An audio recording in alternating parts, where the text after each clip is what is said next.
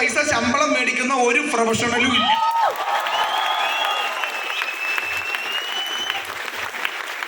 ഞാന് dear friends, എന്റെ cousin brother chartered accountant ആയതിന്റെ പേരിലാണ് ഞാൻ ഏറ്റവും കൂടുതൽ കമ്പയർ ചെയ്ത് അവനുമായിട്ടാണ്.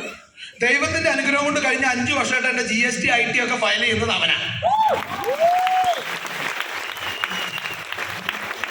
അപ്പൊ എനിവേ ഡിയർ ഫ്രണ്ട്സ്, കാരണം ഞാനിതൊക്കെ വിത്ത് പ്രൂഫാണ്. കാരണം GST അടക്കം ഓൺലൈനാണ്. ഹലോ, അപ്പൊ എനിവേ ഇങ്ങനെയൊക്കെ കിട്ടുന്നുണ്ട്. അപ്പൊ നിങ്ങൾ വിചാരിക്കും 2-10 കിട്ടൂ. ഹലോ, അത് വീക്കിലി കിട്ടുന്ന ഇൻകം, മന്ത്ലി കിട്ടുന്ന ഇൻകം അതിൽ കൂടുതലുണ്ട്. അപ്പൊ നിങ്ങൾ വിചാരിക്കും അതെന്താ പിന്നെ പറയാത്ത? ആദ്യം ഇതൊന്ന് തേക്കട്ടെ, ആദ്യം ഈ 2-10 ശരിയാണ്, അത് കഴിഞ്ഞിട്ടില്ല ബാക്കി. അപ്പോ ഡിയർ ഫ്രണ്ട്സ്, ഇന്ന് ഞങ്ങൾക്കൊക്കെ മാസം കിട്ടുന്നത് പല ബോണസുകളുണ്ട്, റാങ്ക് ഉണ്ട്, റാങ്കിംഗ് ഉണ്ട്. പിന്നെ ഒരൈഡിയിലൊന്നും അല്ല, പല ഐഡിയിൽ നിന്ന് കാശ് കിട്ടും.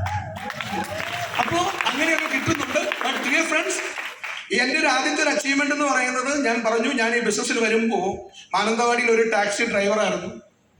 എന്നാൽ ഈ ഒരു ബിസിനസ്സിൽ വന്ന എൻ്റെ ഒരു ആദ്യത്തെ അച്ചീവ്മെന്റ്, ആദ്യമായിട്ട് ഒരു ടച്ച് സ്ക്രീൻ ഫോൺ വാങ്ങിച്ചതും ആദ്യമായിട്ട് ഒരു ഏസറിന്റെ ലാപ്ടോപ്പ് മേടിച്ചതൊക്കെ ഈ ബിസിനസ് നിന്നാണ്.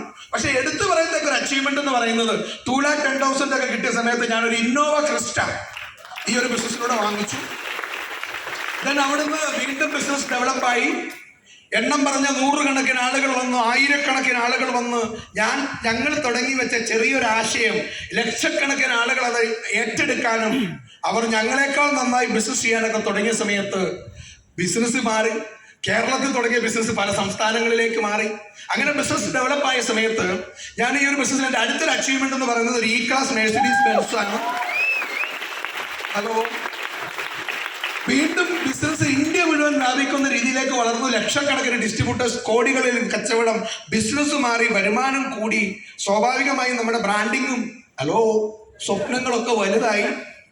അങ്ങനെ ഇരിക്കുന്ന സമയത്ത് എൻ്റെ കൂടെ വന്ന ആളുകൾ പോയിട്ട് BMW ജാഗ്വാറൊക്കെ മേടിച്ചു. അങ്ങനെ മേടിച്ചപ്പോൾ ഞാനും ഒന്നും നോക്കിയില്ല, ഒരു BMW കൂടി ഞാനും വാങ്ങിച്ചു. ഹലോ, ഇപ്പൊ നിങ്ങൾ കുറെ ആളുകൾ ചിന്തിച്ചു എന്താന്ന് ഞാൻ പറയാം. ഹലോ, കുറെ കാറിന്റെ പടമായിട്ട് വന്നേക്കാണ് നമ്മളെ മോട്ടിവേറ്റ് ചെയ്യാൻ.